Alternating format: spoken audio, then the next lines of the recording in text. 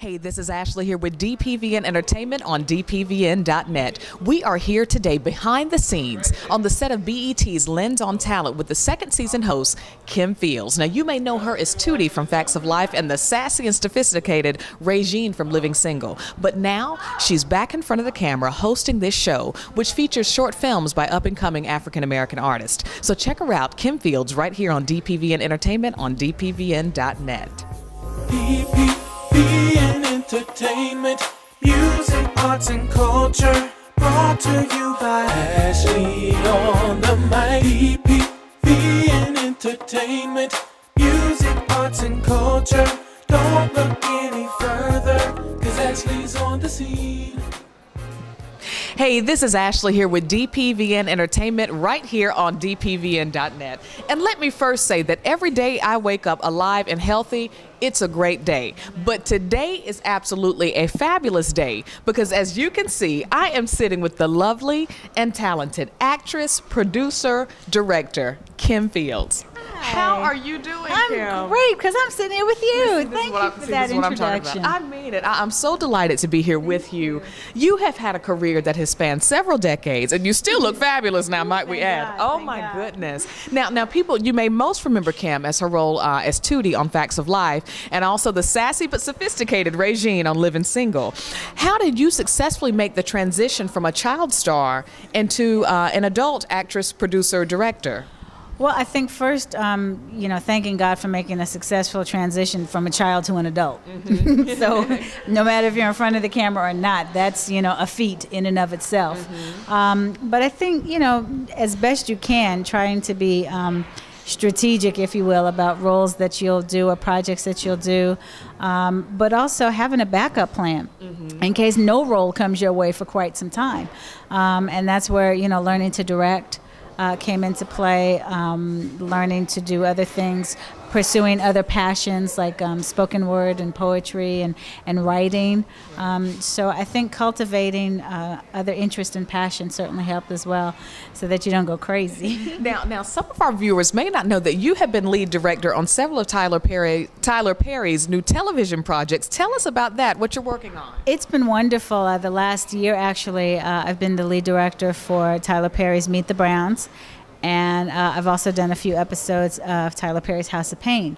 And it's been great. They had my family and I partially relocate down to Atlanta.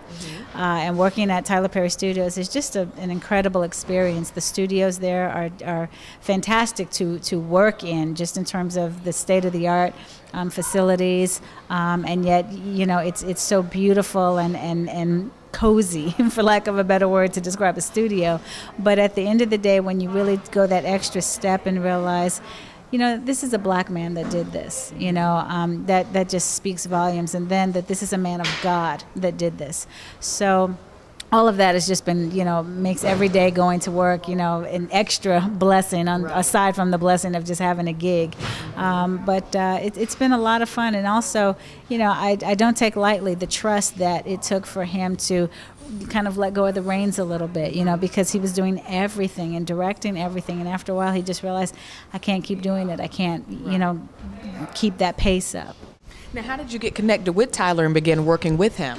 Well, Tyler and I have known each other for a very long time from the theater circuit, before he started kind of foraying into television and film.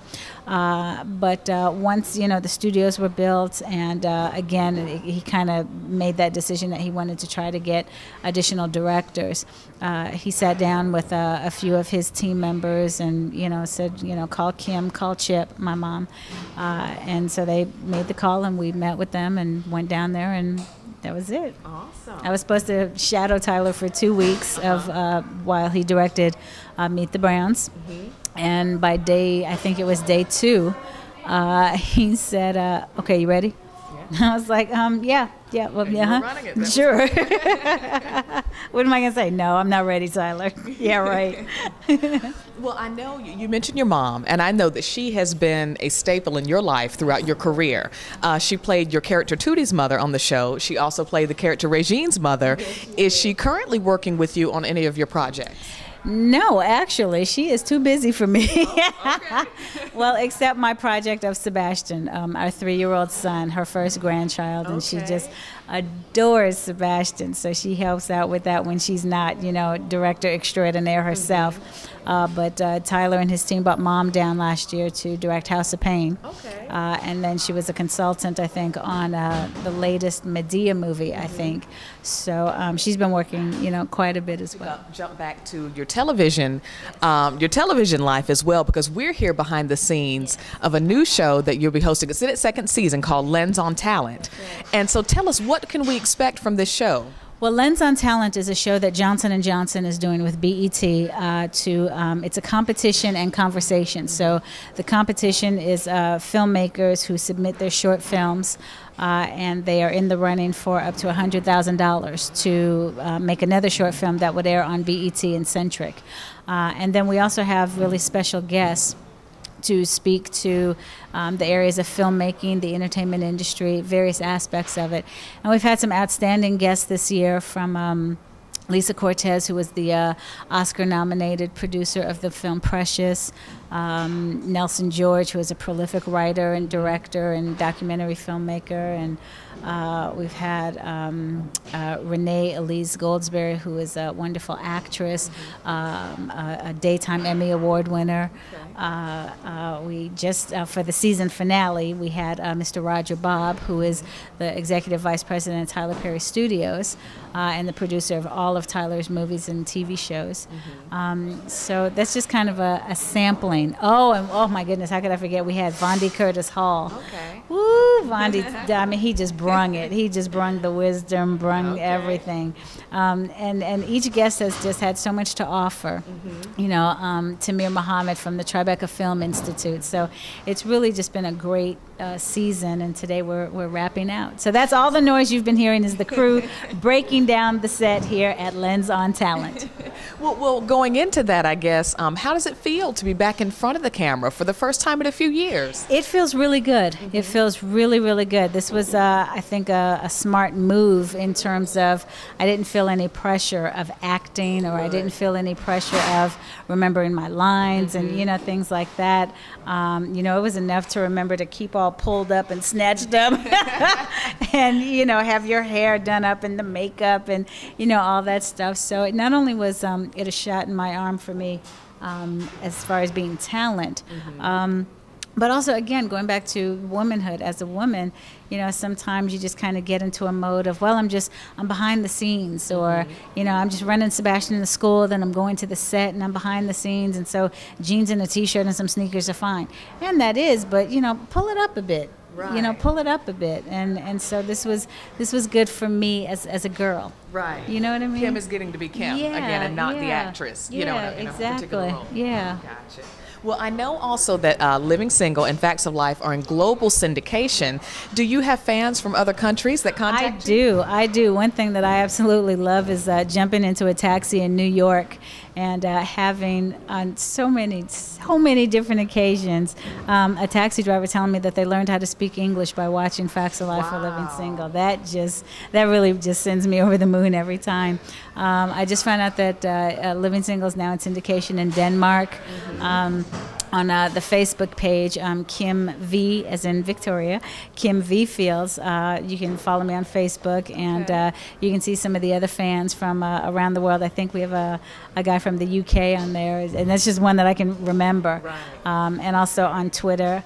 Rhonda, what's the Twitter thing again? Kim KV Fields. KV Fields. Okay. That's it? Oh, okay. All right. So you can see I'm really well versed in all this. It's enough for me to learn how to text, but that's another story. But yeah, so being in global syndication is it's always been fun, and to meet fans from around the world and to see the effect that it has on them. I'll never forget when I first met Zinzi Mandela. It was at a Boyz II Men concert 1,000 years ago. Oh, wow. And she says, first she looks at me and she says, I know this face. And she takes my face in her hands, and then it dawns on her and she says, oh, you're from the show. And I said, yes. And she says, it was quite extraordinary to see a little black girl living as an equal with the white girls and things like that, and you don't realize the effect culturally that your show or your work or something like that, your career can have around the world.